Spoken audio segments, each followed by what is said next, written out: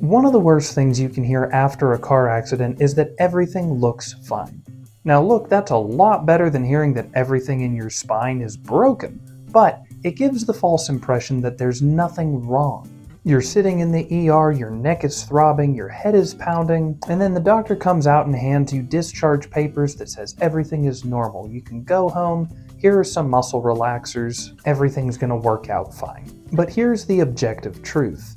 ER X-rays are only looking for one thing: fractures. They're looking to see if your neck is literally broken, and if it's not, they say everything is okay and they send you home. But just because your neck isn't broken doesn't mean it's stable. In fact, normal X-rays miss up to 90% of the ligamentous damage that occurs after a whiplash injury because it's not able to pick up soft tissue. Today, I'm going to show you exactly what that normal X-ray missed, and how that report of everything looks fine might actually prevent you from making a real recovery. Today, we're going to talk about a patient case. Let's call her Sarah. Sarah was in a moderate speed rear-end collision, so like most people, she went to a hospital to make sure nothing was broken after the accident. The X-rays didn't show any fractures. She was told that she was fine and to return home and take it easy. But 6 months later, Sarah couldn't drive longer than 20 minutes without developing a migraine headache. She'd gone to physical therapy, she'd gone to see a neurologist, and everyone was saying that your scans look fine. It's just stress. To be a little overdramatic, Sarah was being medically gaslit. She was told that she was fine, when in actuality there was still an injury going on. It just had nothing to do with a fracture. By the time she got to my office, we had to look at a couple of different things, because if a static X-ray isn't going to show the damage that's occurred, and a static X-ray are the ones taken where it's like a photograph, then we needed to take functional imaging. And this is a fancy way of saying looking at what your spine does when it moves. And what we saw was that there was a considerable amount of ligament laxity in her C1 and C2 vertebra on motion. The good thing is that the muscles and the ligaments were still holding everything together, but they were overstretched like an old rubber band. What the X-rays told her was true. Her bones were fine, but the glue that held them together was starting to come apart. Once we had the full understanding of what her diagnosis actually was, we could quit focusing so much on the bone and start paying more attention to the soft tissue, muscle, and ligament. We weren't just looking to see if things were broken, we were looking to see if her neck was actually stable. And that's the big difference between a normal report and actual results.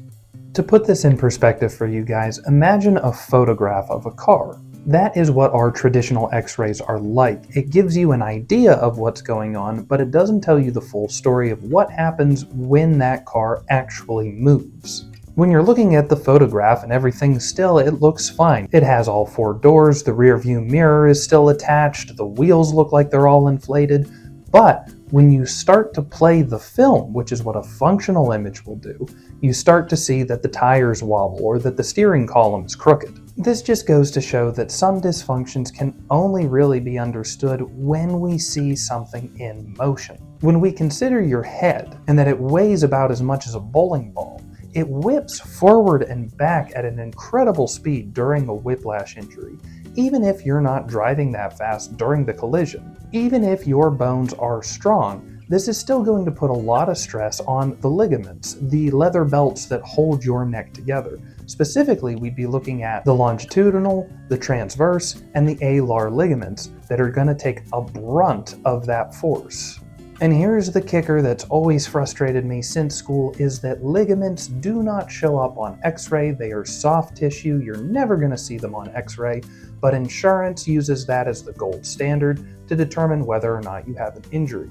The closest thing we're ever going to get to seeing ligament damage on X-ray would be the swelling that would ensue from a tear. Really not good. But now when the emergency room says it's just a soft tissue injury, they're not technically wrong, but they are downplaying the amount of severity that has ensued from this whiplash injury. Technically, your heart is soft tissue. Your brain is soft tissue. In my experience, soft tissue injuries hurt a lot more than broken bones. And a soft tissue injury in your neck means that the internal bracing meant for keeping your head on straight has been compromised. If you are experiencing ligament laxity after a whiplash injury, your bones are actually wriggling around extra more than they usually do. And then this puts extra stress on the muscles. It can actually cause nerves to pinch in between pinch points and bones. And long term, it actually leads to early onset arthritis because stuff is grinding around more than it should in places it shouldn't even be. Static X-rays will never, ever show you this. But if a standard X-ray is useless or just not anything better than seeing if a bone is broken, what are we supposed to use? So there are two really good options for this that I recommend patients go out and get. The first being a stress view X-ray, which is going to photograph your spine in its extreme ranges of motion. Basically your end ranges, whether that's rotation left and right or flexion and extension. The second and most effective is going to be a digital motion X-ray. These are pretty cool to see. They're essentially an X-ray movie. It allows the doctor to see exactly where your spine is failing to keep those ligaments tight. If you have a clunking in your neck, or you have this constant feeling of needing to crack your neck to get some pain relief, you likely have segmental instability. You don't need more stretching to correct this. Actually, stretching is going to make it worse because you're going to make a weak ligament loose, and that's going to lead to more bone motion where there shouldn't be. What you need is stabilization. You need to retrain the deep cervical stabilizers to do the job that your ligaments currently can't do. Over time, those ligaments will start to heal again, but in the meantime, we have to use the muscles, which can recover very quickly, to do the job for them. To help you navigate this, I've put together a physician's advocacy guide. This is a document for your doctor or your lawyer so that you know which codes you need to request in order to get the right imaging and tests, like a DMX, so that you can get an official diagnosis. You can download that for free in the link below. And if you're tired of waiting for your doctor to acknowledge the fact you're still in pain and fix the problem, you can begin the healing process and stabilization exercises today. Because down in the description, I also have my full protocol that I use in the office in the Whiplash Recovery Blueprint. This is the exact 6-week progression that I use with my whiplash patients like Sarah to help with reducing that grinding and shearing pain in the neck, and also to get rid of those migraine symptoms for good. Don't settle for everything looks fine when you're still in pain. Get the right information, get the right plan, and get back to living a normal life. I'm Dr. Beck, and I'll see you in the next video.